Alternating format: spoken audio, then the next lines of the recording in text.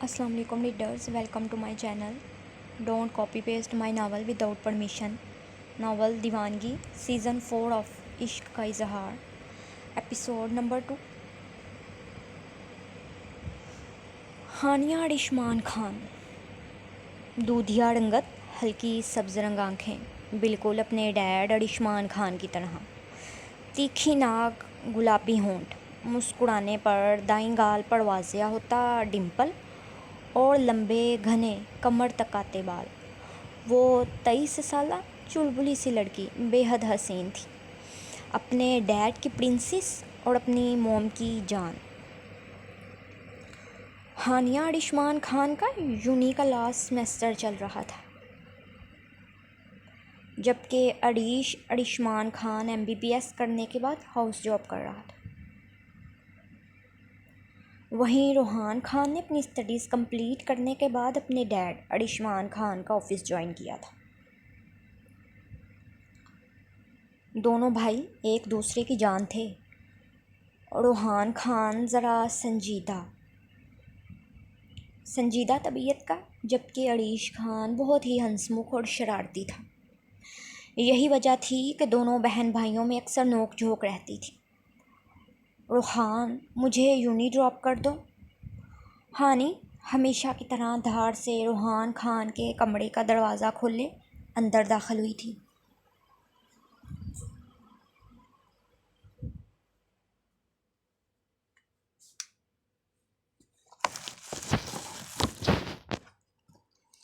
अपने कमरे का दरवाज़ा यूँ खुलने पर रोहान खान ने मुड़कर दरवाजे की जानिब देखा था, जहाँ वो हसीन नैनो नकूश वाली लड़की जीन्स के साथ शर्ट पहने, अपने बालों को खुला छोड़े हल्का फुल्का सॉफ्ट सा मेकअप किए खड़ी थी।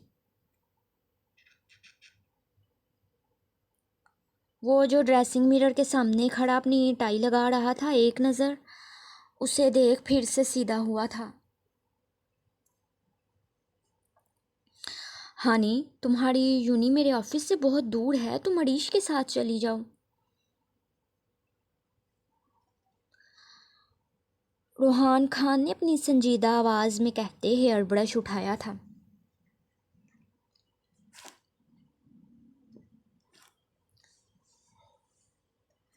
नहीं रोहान, मुझे उस बंदर के साथ नहीं जाना, मैं तुम्हारे साथ ही चलूँगी।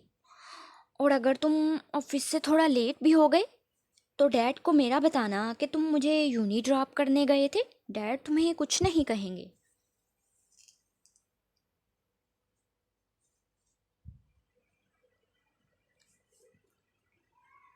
हानिया को रोहान खान का उसे यूँ इनकार करना हमेशा की तरह बुरा लगा था, लेकिन वो बर्दाश्त कर गई थी कि ये रोहान की आदत थी। पहले वो उसके हर काम के लिए यूं ही इनकार किया करता था और फिर उसके डैड अरिशमान खान के नाम पर मान जाया करता था।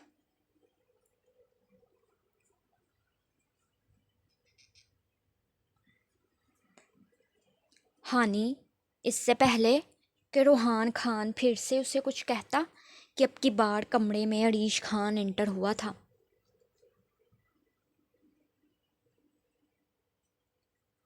मुझे पता था ये छिपकली यहीं होगी।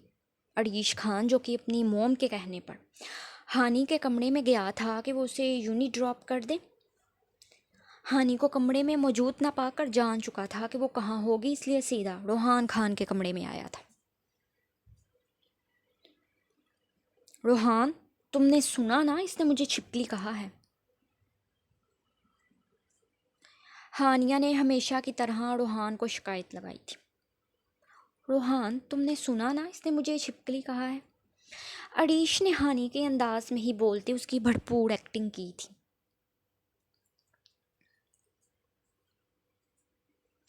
उससे यूं सड़ा हुआ अजीबो गरीब मुंह बनाकर अपनी एक्टिंग करते देख हानि रोहान सी हुई थी।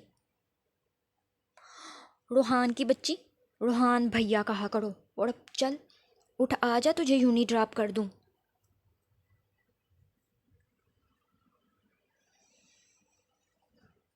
अरीश खान ने उसे टोकते कहा था, जो रूहान खान के बेड पर यूं फैल कर बैठी थी जैसे ये बेड और ये कमरा उसी का हो।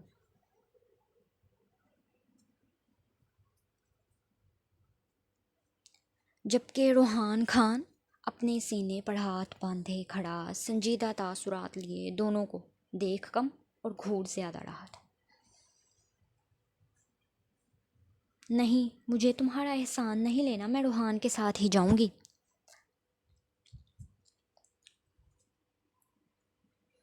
हानी ने अपनी नाक सुकेड़े कहा था। रूहान भैया का ऑफिस तुम्हारी यूनी से बहुत दूर है, जबकि मेरा हॉस्पिटल वहीं तुम्हारी यूनी के करीब ही है, तो मैं तुम्हें ड्रॉप कर देता हूँ ना छिपकली। रूहान भैया को क्यों परेशान कर रही हो?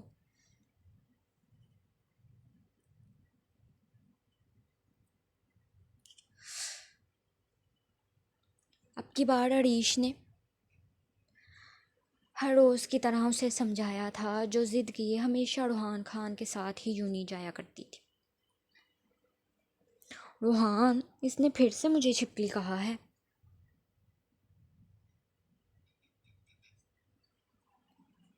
हानी ने एक बार फिर से रूहान को शिकायती अंदाज में कहते उसकी तरफ देखा था कि उसे यूं खुद को और अरीश को घूरता पाकर हानी सटपटा कर सीधी हुई थी, साथ ही अपनी ज़ुबान को भी।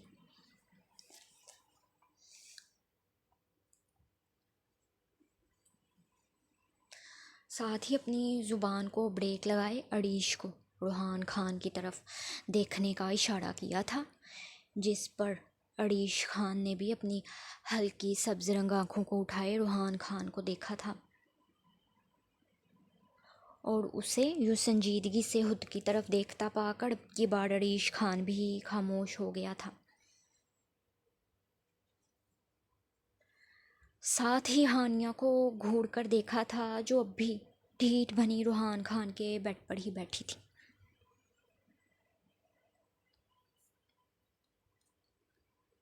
हो गई तुम दोनों की बहस या अभी कुछ बाकी रहता है?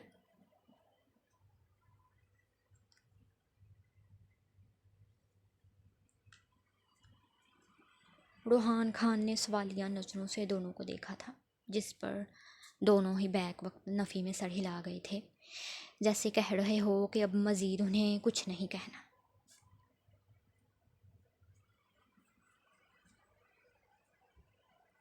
अरीश, तुम अपने हॉस्पिटल के लिए निकलो, नहीं तो देर हो जाएगी। मैं हानि को ड्रॉप कर दूंगा। रूहान खान जानता था कि प्रिंसेस ने कह दिया था कि वो रूहान के साथ ही यूनी जाएगी, तो मतलब साफ था कि वो उसके साथ ही जाएगी, चाहे उसे अपने डैड से ही क्यों ना सिफारिश करनी पड़ती। इसलिए गहरा सांस भरे अरीश से कहा था,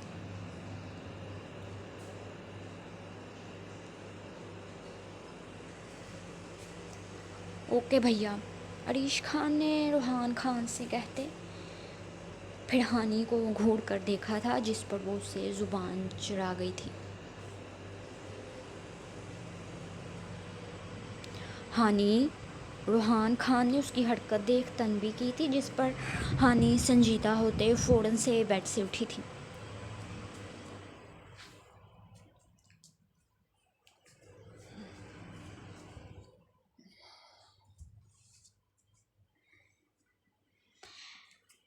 मैं अपना बैग लेकर आती हूँ रूहान। इससे पहले कि रूहान खान उसे डांटता, हानि अपने कमरे की जानिब गई थी।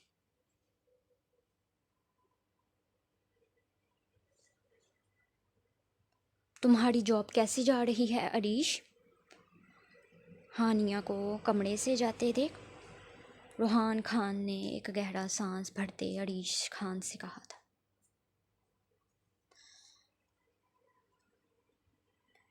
जी रूहान भैया, ठीक जा रही है, बल्कि मैं बहुत इंजॉय कर रहा हूँ भाई।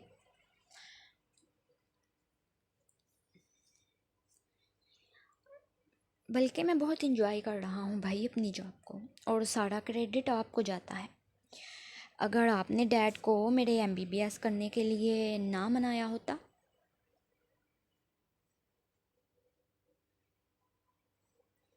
तो आज मैं भी आपकी तरह यूँ सूटेड बूटेड सा बनकर ऑफिस जा रहा होता।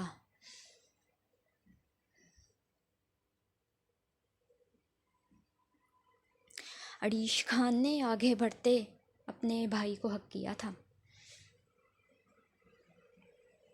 कुछ साल पहले जब अरीश खान ने अपनी ख्वाहिश जाहिर की थी कि वो MBBS करना चाहता है, तो अरीश खान ने ये कहकर उसे खामोश करवा दिया था कि जब अपना बिज़नेस है तो फिर भला क्या ज़रूरत है MBBS करने के बाद यूँ बेगानी नौकरियों को करने की।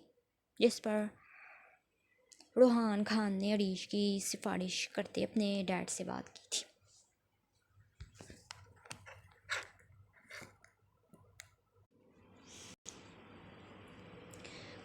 कि वो उनके साथ ऑफिस संभाल लेगा, वो अरीश को MBBS करने थे।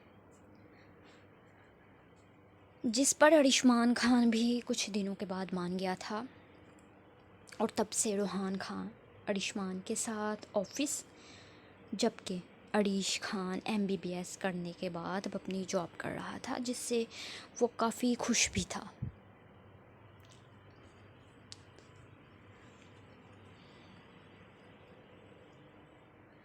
ये सब तुम्हारी मेहनत और लगन की वजह से मुमकिन हुआ है अरीश। रोहान खान ने भी उसकी कमर थपथपाए कहा था और तभी हानिया अपना बैग थामे फिर से रोहान खान के कमरे में आई थी।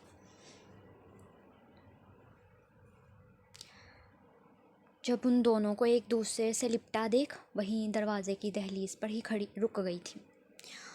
वहाँ खड़ी क्या देख रही हो, हमें नज़र लगानी है क्या, आ जाओ।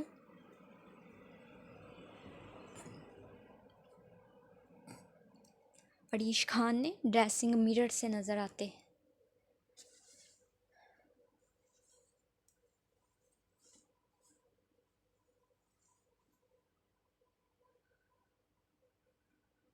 दरवाजे की दहलीज पर खड़ी हानिया के अक्स को देख अपने एक बाजू को फैलाए उसे भी आने को कहा था। उसकी बात को सुन, जहाँ हानि के लबों पर मुस्कुराहट आई थी वहीं रोहान खान थोड़ा झिम सा गया था। हाँ, वो दोनों उसे अपना सगा भाई ही समझते थे, लेकिन वो अक्सर हानिया को टच करने या फिर बहनों की तरह अपने सीने से लगाने से हिचकिचाता था। जब हानि को भला और क्या चाहिए था, वो झट से आगे बढ़ती अपना सर रोहान खान के कंधे पर रखे,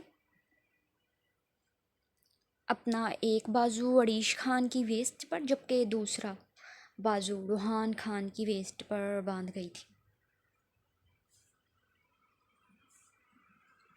रोहान खान की स्ट्रॉन्ग मर्दाना परफ्यूम की खुशबू और फिर उसकी नज़दीकी पर हानिया का दिल बेसाख्ता ही तेज़ी से धड़का था और फिर अगले ही पल रोहान खान उन दोनों से फासला बना गया था।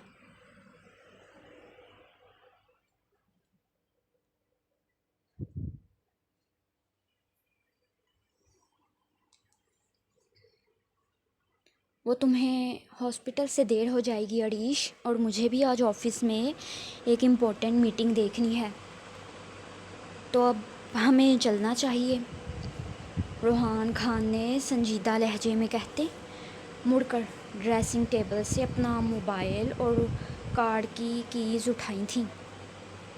जिस पर अरीश खान भी जी भैया कहते दरवाजे की जानिब मुड़ा था।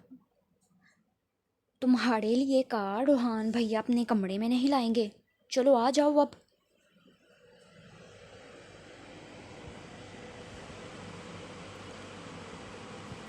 अरीश ने जाते जाते उसे छेड़ा था, जिस पर हानि अपने चेहरे के तासुरात नॉर्मल किए अपनी तेज़ होती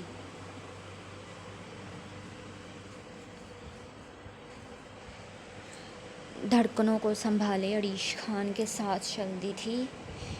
पीछे रोहान खान भी अपना लैपटॉप वाला बैग उठाए बाहर पोर्च तक आया था। अब अरीश खान अपनी गाड़ी में जबकि हानि रोहान खान की गाड़ी में बैठी थी और फिर वो तीनों ही अपनी मंजिल की जानिब निकल चुके थे।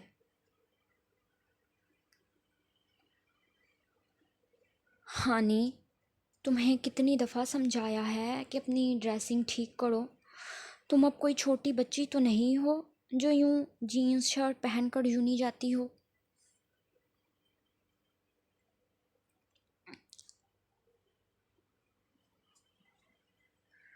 रूहान खान, जो पिछले 6 महीनों से हानि को यही बात समझा रहा था, आज फिर उसे जीन्स और शर्ट के साथ गले में स्टॉलर लपेटे देख अपनी बात दोहराई थी।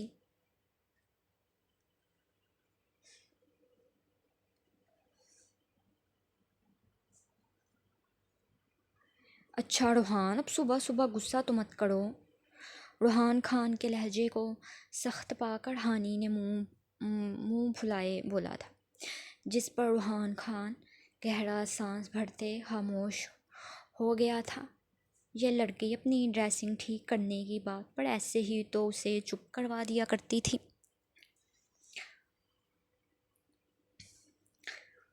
अच्छा, मैं क्या सोच रही थी रूहान, शाम को आइसक्रीम खाने चले।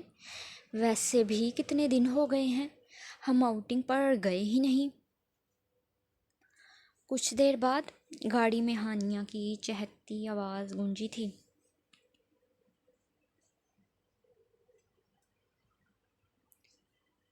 शाम को देखेंगे हानि, ऑफिस में आज बहुत से काम हैं, मुझे आने में देर हो जाएगी। तुम अरीश के साथ चली जाना, रूहान खान ने संजीदा से लहजे में कहा था।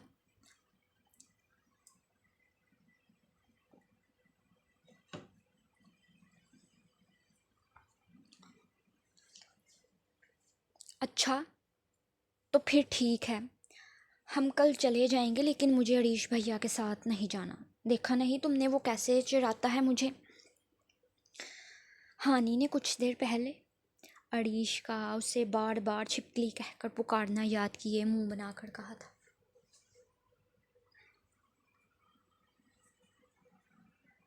हानि, मैं तुम दोनों को कितनी बार समझा चुका हूँ कि यूं बच्चों की तरह लड़ना छोड़ दो अब तुम दोनों।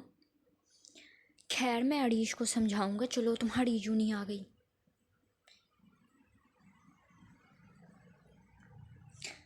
रूहान खान ने गाड़ी हानि की यूनिवर्सिटी के सामने रोकते कहा था, और फिर बाहर आते फ्रंट सीट का दरवाज़ा खोले उसे बाहर आने को कहा था,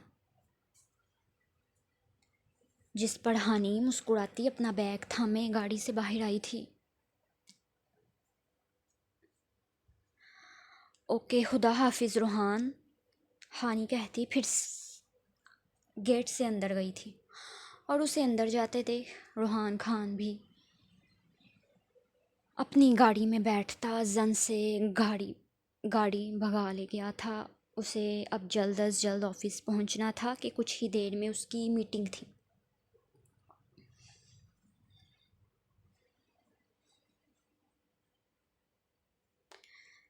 हेलो हानि, ये हानि की बेस्ट फ्रेंड महा थी। हेलो महा, हानि ने भी अपनी दोस्त को देख मुस्कुराकर जवाब दिया था।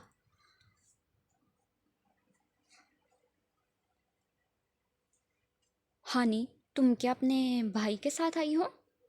महा, जो बाहर रूहान खान को देख चुकी थी, अब हानि से इस्तफसार किया था। फॉर गॉड सेक महा, मैं क्या तुमसे पूछती हूँ कि तुम किसके साथ यूँ आती हो, किसके साथ यूँ नहीं आती हो? हानि ने महा की बात का कोई जवाब देने की बजाय उल्टा सवाल किया था। उसे महा का रूहान को यूँ उसका भाई कहना बिल्कुल अच्छा नहीं लगा था। रिलैक्स हानि यार, मैं तो बस ऐसे ही पूछ रही थी। वो क्या है ना, मुझे वो तुम्हारा भाई बहुत हैंडसम लगा, मेरी सेटिंग ही करवा दो।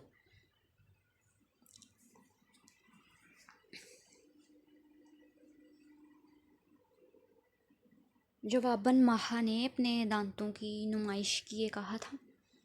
जस्ट शट अप महा, वो भाई नहीं है मेरा। मेरा सिर्फ एक ही भाई है अरीश, और अपनी इन गंदी नज़रों को रूहान से दूर ही रखो।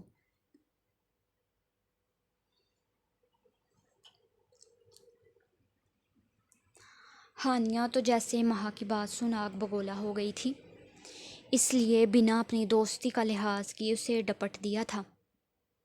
हाँ, वो और अरीश जान चुके थे कि रूहान खान उसका सगा भाई नहीं था, जबकि इन सब से अरीश खान को तो कोई फ़र्क नहीं पड़ा था। लेकिन हानिया खान खुश हो गई थी। उसके दिल में जो रूहान खान के लिए जज्बात पिनप रहे थे वो मज़ीद शिद्दत इख्तियार कर गए थे। क्या मतलब कि तुम्हारा सिर्फ एक भाई है और ये हैंडसम कौन था? क्या तुम्हारा कोई कज़न है?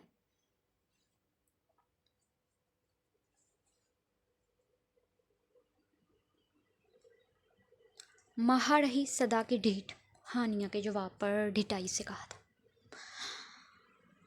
हाँ, कज़न ही समझ लो, और चलो अब अपना मुंह बंद रखो और आ जाओ क्लास में चलें।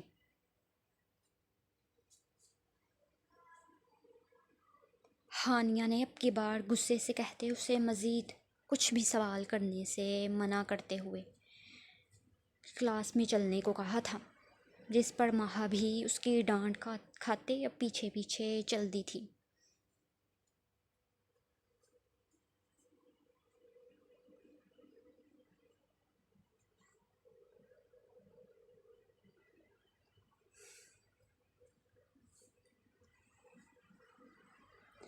अरीश खान भी अपने मामूल के मुताबिक हॉस्पिटल आया था। अब वो कॉरिडोर से गुज़रता अपने कैबिन की तरफ जा रहा था जब उसे इस प्राइवेट रूम से तोड़ फोड़ की आवाज़ें आई थीं।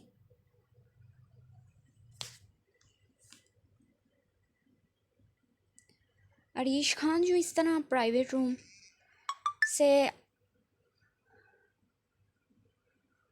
आने वाले शोर पर ठिठका था और फिर बेसाख्ता ही अपने कदम उस रूम की जानिब उठाए थे।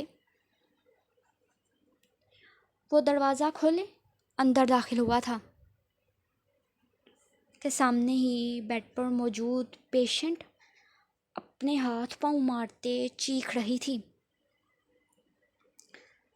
साथ ही अपनी ड्रिप को उतारे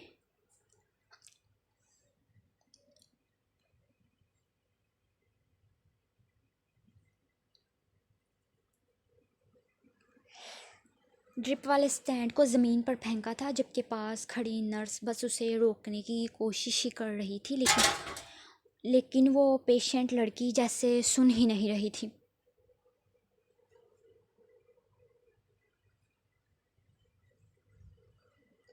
ये सब क्या हो रहा है?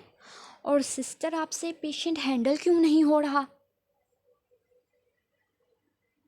अड़गीश ने सारे मामले को देखते आगे बढ़कर कदरे ऊंची आवाज़ में कहा था, जिस पर नर्स और उस पेशेंट ने बैक वक्त दरवाजे की जानिब देखा था, जहां डॉक्टर अड़ीश अपनी तमाम तर मर्दाना वजाहत लिए खड़ा था।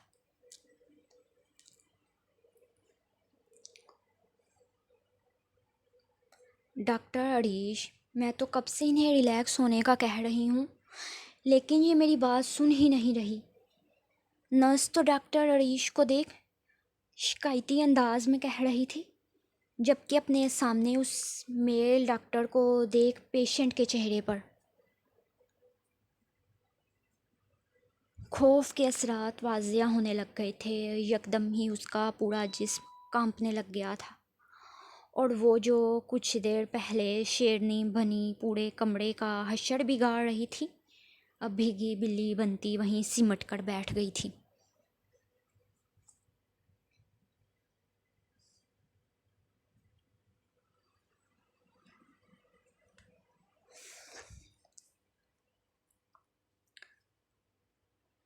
लेडी, क्या मसला है आपके साथ? क्यों पूरे हॉस्पिटल को सर पर उठाया है? यहाँ और भी पेशेंट मौजूद हैं जिन्हें आप डिस्टर्ब कर रही हैं। नर्स की बात सुनते डॉक्टर अड़ीश आगे बढ़ते अब उस पेशेंट से मुखातिब हुआ था, जबकि उस डॉक्टर को अपने बेड की जानिब कदम उठाते देख वो पेशेंट अपनी आंखें ज़ोर से मीचती चिल्लाना शुरू कर गई थी।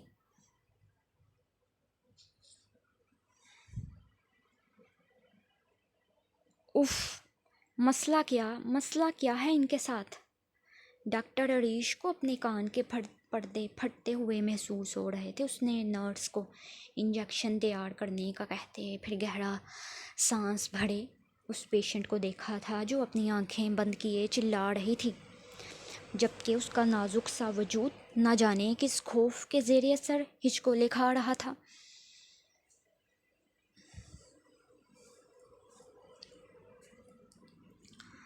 नर्स ने इंजेक्शन भरते फिर पेशेंट की जानिब कदम उठाए थे। नर्स की उंगलियों का लम्स अपने बाजू पर महसूस करते वो लड़की अपनी आंखें खोले उसे पीछे को धकेल गई थी।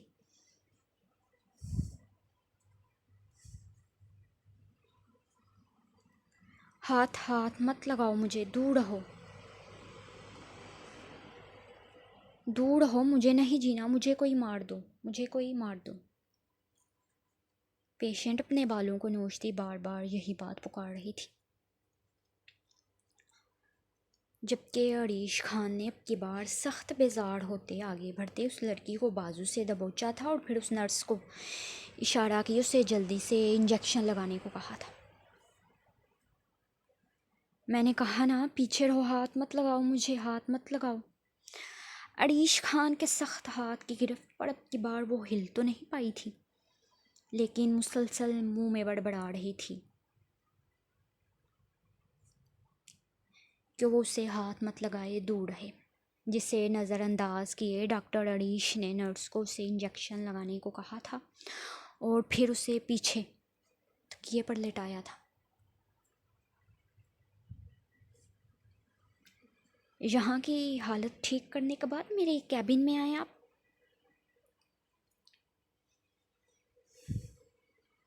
अरीश खान ने एक नज़र उस पेशेंट को देख फिर नर्स से कहा था, जिस पर वो हाँ में सर हिला गई थी। और फिर अरीश खान को उस पेशेंट के बारे में जो बात पता चली थी उसे सुन उसने बेसाख्ता ही अपनी आंखें मीच कर खोली थी कि वो लड़की रेप विक्टिम थी।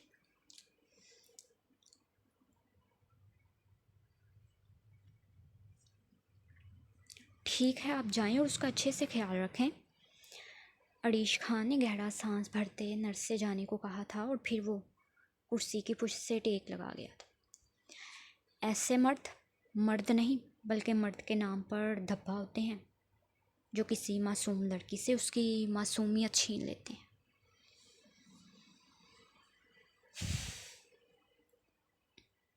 अरीश खान ने सोचते गहरा सांस भरा था।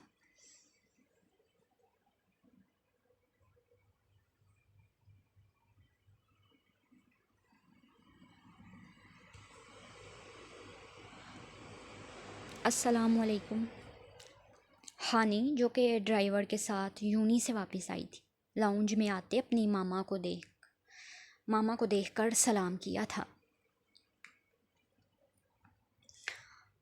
वालेकुम अस्सलाम, आ गई मेरी शहज़ादी। रोहा ने प्यार से अपनी बेटी के सर पर हाथ रखते कहा था। जी मामा, और आपकी शहज़ादी को बहुत भूख लग रही है, जल्दी से कुछ खिला दें।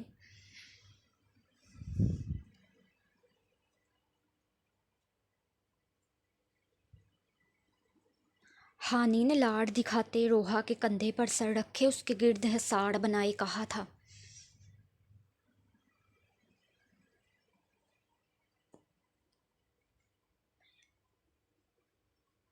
क्या खाना है मेरी बेटी ने? रोहा ने अपनी शहज़ादी के सदके वाड़ी जाते कहा था। कुछ भी खिला दे मॉम, और डैड और रोहान नहीं आए अभी तक? नहीं हानी, उन्हें आने में देर हो जाएगी। रोहान बता रहा था कि आज ऑफिस में कुछ इम्पोर्टेंट मीटिंग्स हैं।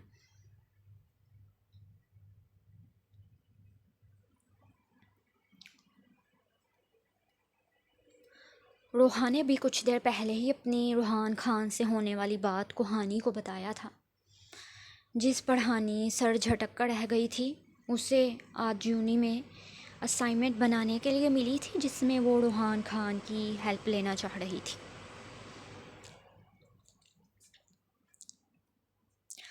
खैर, अपनी मामा को खाना लगवाने का कहते हानी अपने रूम में आई थी ताकि फ़्रेश होकर कुछ खा सके।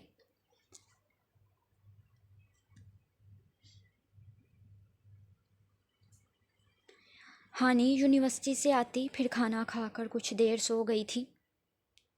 अब तकरीबन शाम के 7 बजे उसकी आंख खुली थी। सामने वॉल क्लॉक पर टाइम देखते वो हड़बड़ा कर उठी थी। उसे तो अपनी असाइनमेंट रेडी करनी थी, इसलिए अपनी आंखों को मलते उठकर बेडक्राउंड से टेक लगाई थी। उसका जहन बेदार होते पहला ख्याल ही रूहान खान का आया था।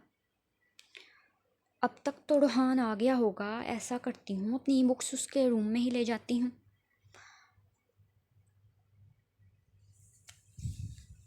हानिया रूहान खान का सोचते मुंह में बड़बड़ाते बेड से उठी थी।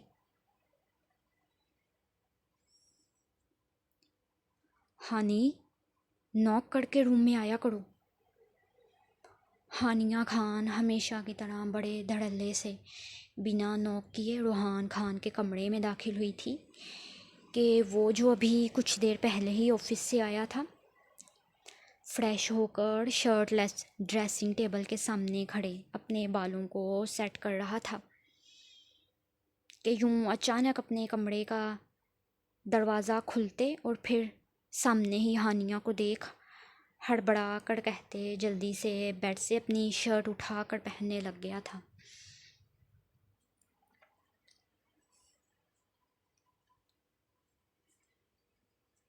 साथ ही हानिया को डपटा था कि वो उसके रूम में नाक करके आया करे।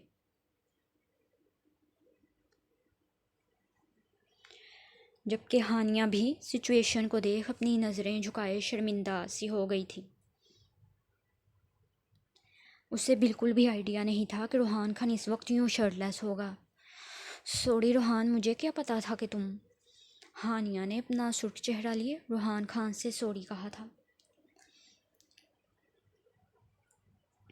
तुम्हें ध्यान रखना चाहिए हानी, अब तुम कोई छोटी बच्ची तो नहीं हो।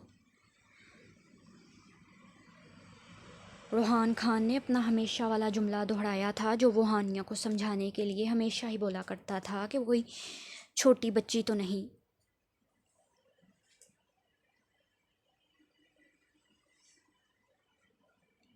मैंने सॉरी बोल तो दिया है रूहान, अब डांटो तो ना। हानिया कहती फिर बड़े हक से रूहान खान के बेड पर फैल कर बैठ गई थी। जबकि रूहान खान तो उस लड़की को देखता ही रह गया था कि वो इस वक्त इसके कमरे में पाल्टी मारकर क्यों बैठ गई थी। मुझे कुछ असाइनमेंट बनानी है जिसमें मेरी हेल्प कर दो रूहान।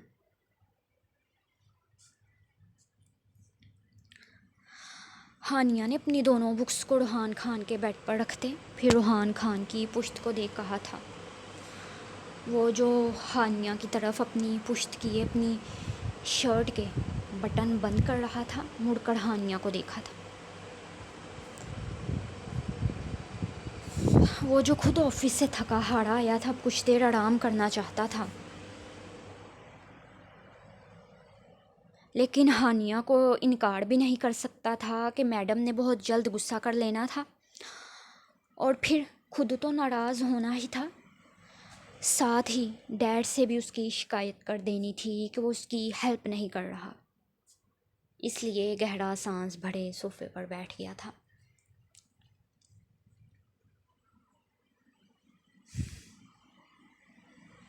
अच्छा दिखाओ तो किस बुक की असाइनमेंट बनानी है। रूहान खान ने बेड पर उसके करीब बैठना मुनासिब नहीं समझा था, इसलिए सिंगल सीटर सोफे पर बैठते उसे यहाँ ही बुक्स लाने को कहा था।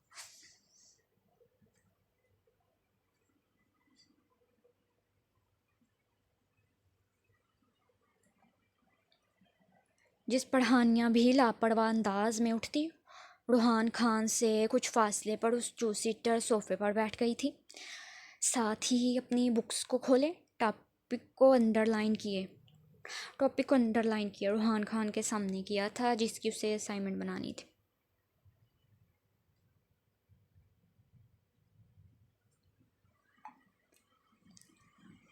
रूहान खान ने हानिया के हाथ से बुक थामे उसे सामने टेबल पर रखा था और फिर हानिया को नोटबुक और पेंसिल निकालने का कहते उसे टॉपिक समझाने लग गया था कि कैसे और किस तरह उसकी असाइनमेंट बनानी थी।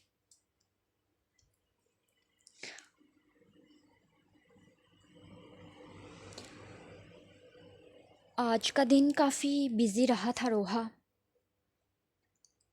कभी कभार सोचता हूँ कि अगर रूहान मेरे साथ बिजनेस ज्वाइन ना करता तो मैं अकेला कैसे ये सब हैंडल करता।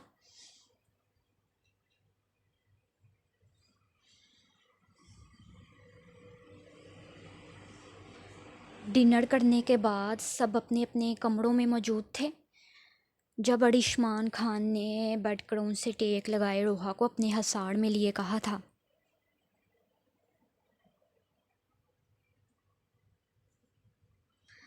ये तो तुमने ठीक कहा मान। अगर ज़्यादा थकावट हो रही है तो चाय बनवा कर लाऊं तुम्हारे लिए, बेहतर फील करोगे। रोहा जो अरिशमान खान के कंधे पर सर रखे नीम दराज थी, अपना सर उठाए अरिशमान खान की आंखों में देख पूछा था,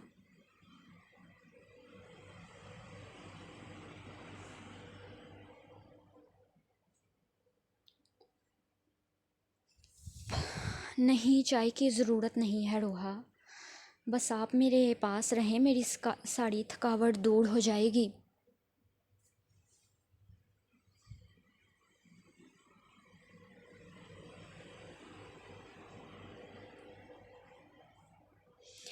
अरिशमान खान ने रोहा की पेशानी पर लब रखते उसे मज़ीद अपने करीब किया था।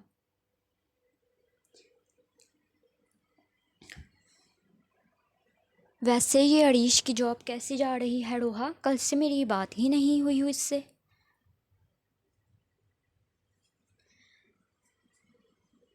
अरिशमान खान ने अरीश का ख्याल जहन में आते रोहा से पूछा था,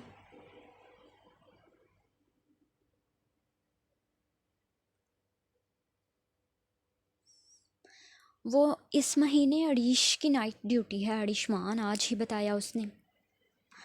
रोहा ने अरिशमान खान के कंधे पर सर रखे जवाब दिया था।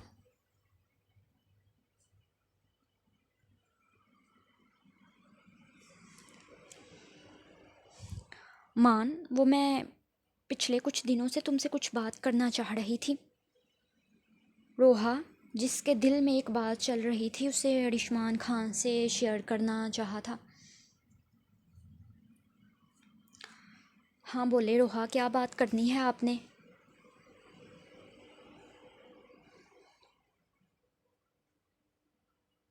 वो अरिशमान, अब हमें रूहान के लिए लड़की देखनी चाहिए। इस साल 26 साल का हो गया है वो, और यही तो शादी की उम्र है। ये तो आप सही सोच रही हैं रोहा, रूहान की अब शादी कर देनी चाहिए हमें। अरिशमान खान ने रोहा की बात सुन मुस्कुरा कर कहा था, वैसे तुम्हारी नज़र में अगर कोई लड़की है तो बताओ मुझे, या फिर रूहान से पूछ लो।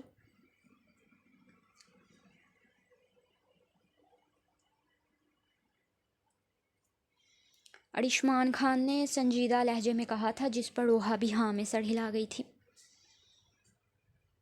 मेरी नज़र में तो कोई लड़की नहीं है मान, लेकिन मैं सुबह ही इस बारे में रूहान से बात करूँगी और फिर किसी रिश्ते वाली को कहकर उसके लिए कोई अच्छी सी लड़की ढूंढ लेंगे। रूहान खान की शादी के बारे में सोच रोहा ने एक्साइटेड होते कहा था, जबकि उसके यूँ मुस्कुराने पर अरिशमान खान भी मुस्कुराया था। ठीक है रोहा, जैसे आपकी मर्ज़ी। अरिशमान खान ने अपनी आंखें मूंदे कहा था।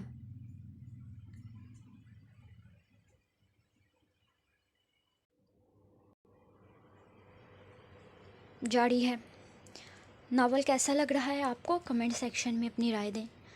नावल रोशनी और तुम मेरा इश्क भी कंटिन्यू रखा जाएगा, साथ साथ प्लेलिस्ट भी बनाई जा रही है।